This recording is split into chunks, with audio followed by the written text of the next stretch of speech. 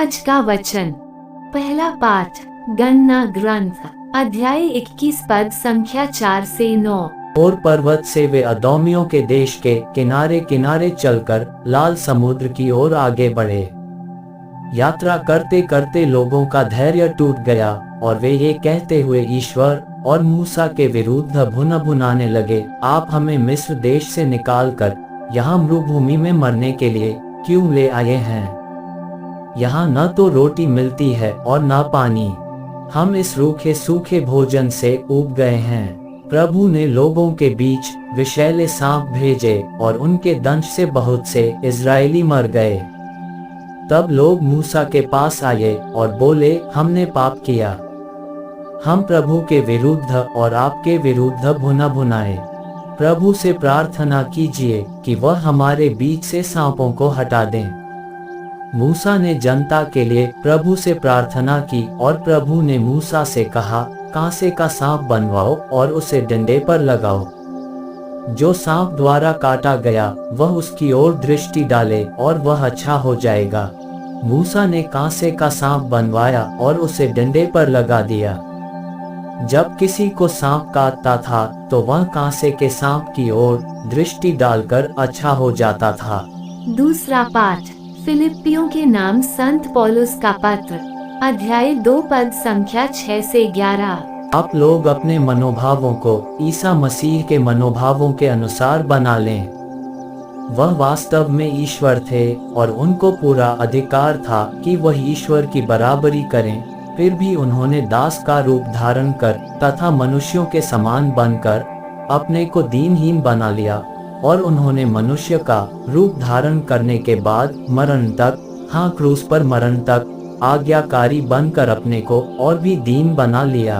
इसलिए ईश्वर ने उन्हें महान बनाया और उनको वह नाम प्रदान किया जो सब नामों में श्रेष्ठ है, जिससे ईसा के नाम सुनकर आकाश, पृथ्वी तथा अधोलोक के सब निवासी घुटने टेके और पिता की महिमा के लिए सब लोग ये स्वीकार करें कि ईसा मसीह प्रभु हैं। यह प्रभु की वाणी है।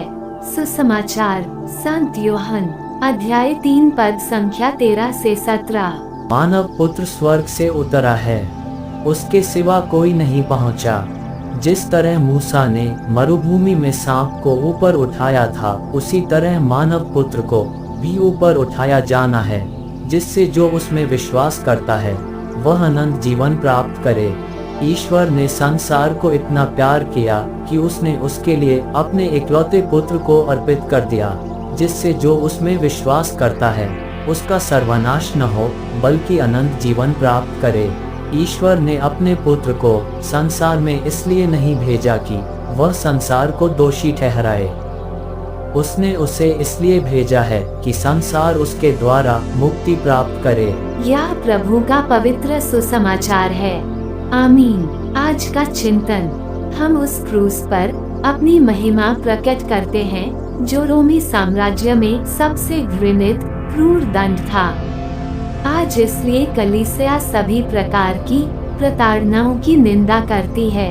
यीशु ख्रीस्त सकारात्मकता के प्रतीक हैं, जिन्होंने सबका भला चाहा था। अंधे उनके स्पर्श से देखने लगे थे, उन्होंने लोगों को चंगा किया था। उन्हें देख लोगों ने कहा था, धन्य है वे स्तन जिनका आपने पान किया। पर यही मसीहा जिन्होंने दूसरों के लिए जीवन की कामना की, उन्हें न्याय प्राप्त नहीं हुआ। लोगों ने उनका उपहास किया, उन्हें कांटों का मुकुट पहनाया गया और अंततः घृणित मृत्युदंड की तरह क्रूस पर मार डाले गए। कैसे हम उस क्रूस पर घमंड करें जिसने हमारे मसीहा को मारा। क्रूसित यीशु जो जीवन दाता है उस पर टंगे गए और अब वही क्रूस हमारे लिए मुक्तिदायी बन गया है। वो अब दया का वह सिंहासन है जिस पर यीशु ख्रीस्त विराजमान है। वो माध्यम जो कभी मृत्यु का जरिया हुआ करता था, अब ईश्वर की दया का नया जरिया है और अब हम नए जीवन की घोषणा करते हैं जो क्रूस से प्रवाहित होता है। प्रतिज्ञात देश की यात्रा के क्रम में कांसा का सांप लोगों के लिए जीवन का कारण बना था। अब क्रूस हम सबों के लिए और डॉक्टरों के लिए जीवन बचाने का अमूल्य चिन्ह बन गया है। हम इसी क्रूस के माध्यम से अपने जीवन में आने वाली सारी कठिनाइयों का एक आध्यात्मिक अर्थ निकालते हैं, क्योंकि हमें क्रूस से आने वाली शक्तिशाली दया पर विश्वास है। ख्रीस्त का ये क्रूस हमें अपने जीवन की कठिनाइयों से लड़ने के लिए सशक्त करता है।